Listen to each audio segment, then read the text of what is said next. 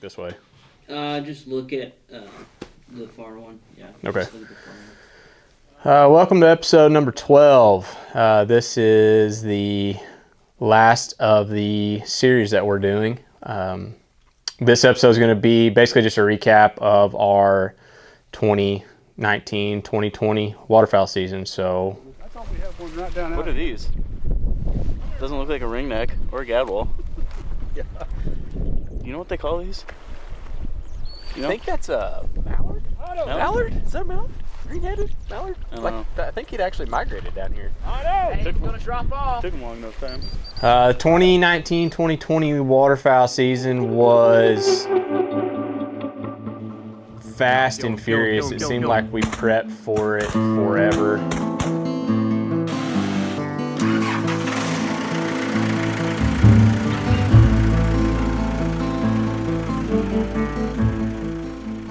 We are brushing in one of our blinds that we brought over from one of our sloughs. This is our new spot, so.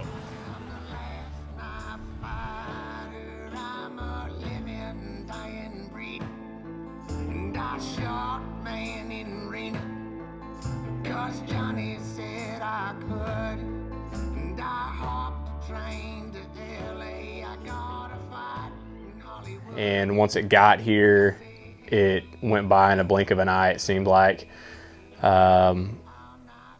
It was dry, it was warm, it was mild, and we didn't get a consistent migration, honestly, until about 2 weeks ago, and we're halfway into February right now. Although, with that being said, we ended up having the best year we've ever had to date since we've been guiding waterfowl hunts, and I attribute that to our guides, our preparation, and honestly, we were just ready for a slow, potentially slow year.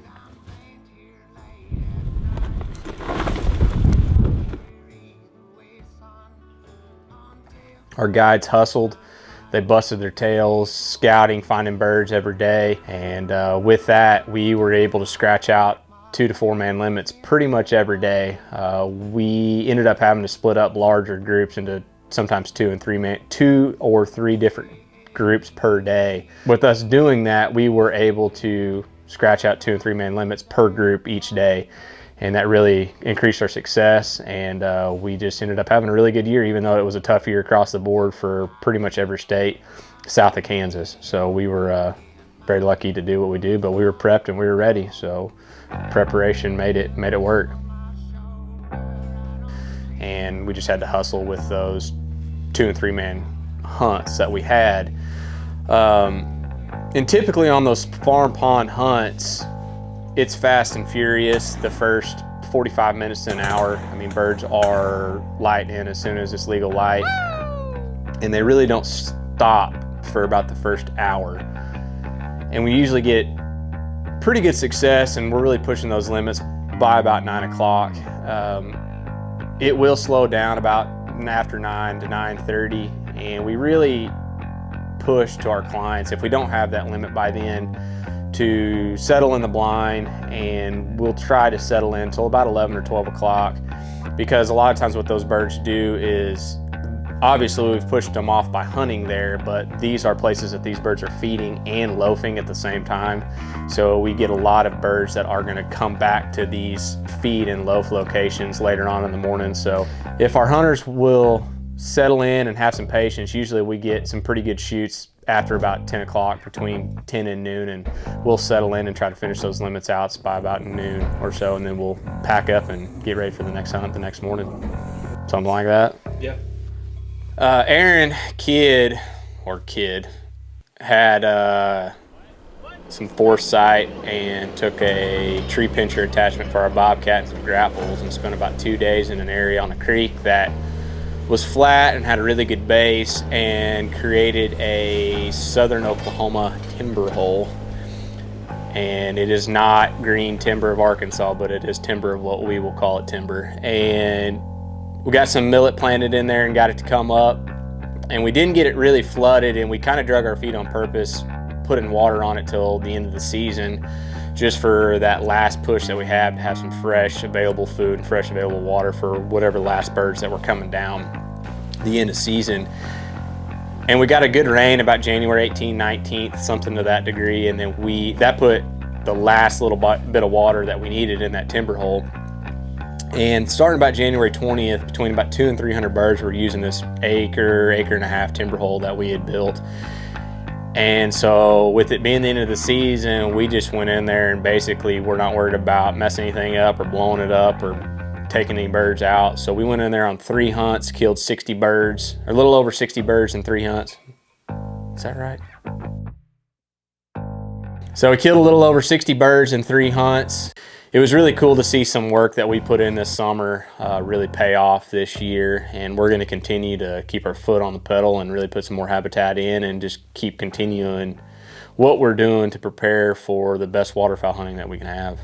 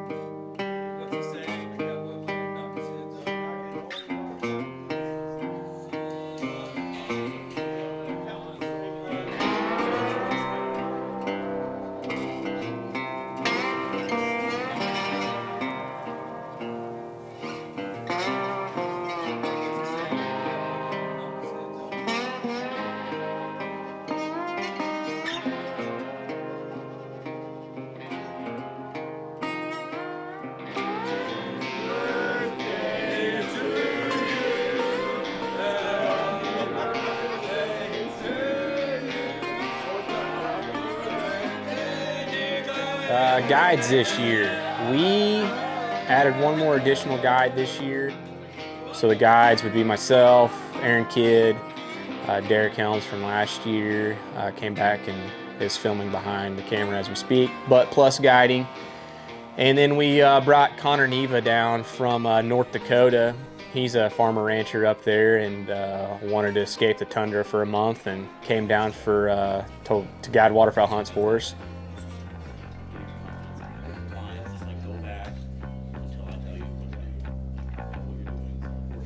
He got here on New Year's Day and stayed throughout the month of January, and it was a killer asset to our crew. Really rounded everything off.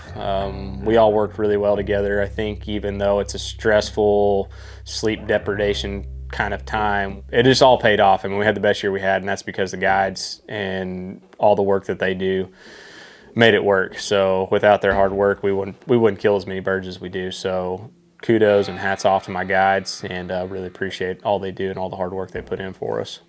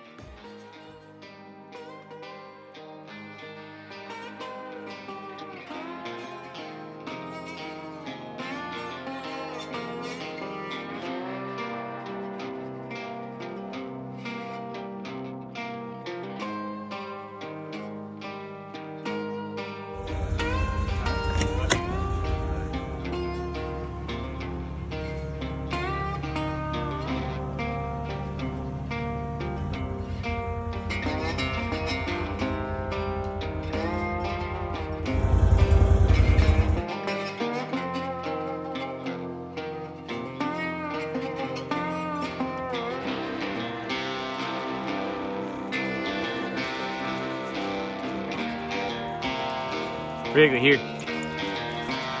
Here.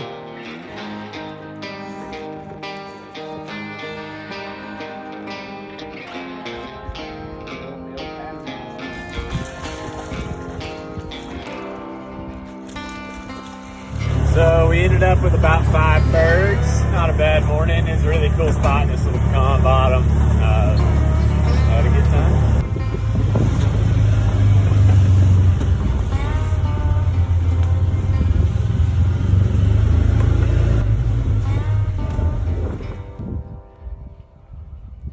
Started off with the pair early this morning. Wrigley got his 1300 retrieve, which is awesome. And beautiful place to hunt. Yeah. Kill him. You got the unlock on the truck? Oh, yeah.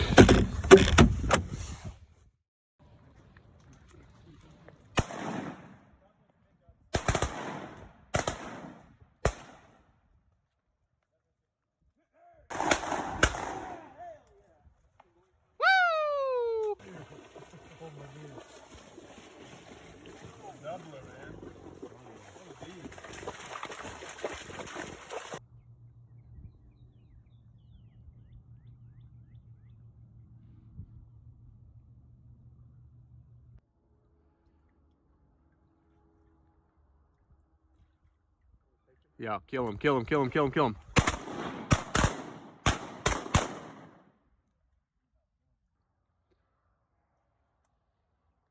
Kill him, McCray.